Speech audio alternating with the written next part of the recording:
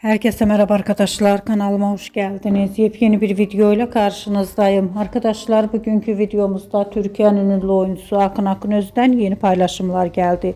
Akın Akınöz'ü sevgilisi Melis Uzunoğlu'nun doğum gününden olan muhteşem görüntüleri sosyal medya hesabından paylaştı.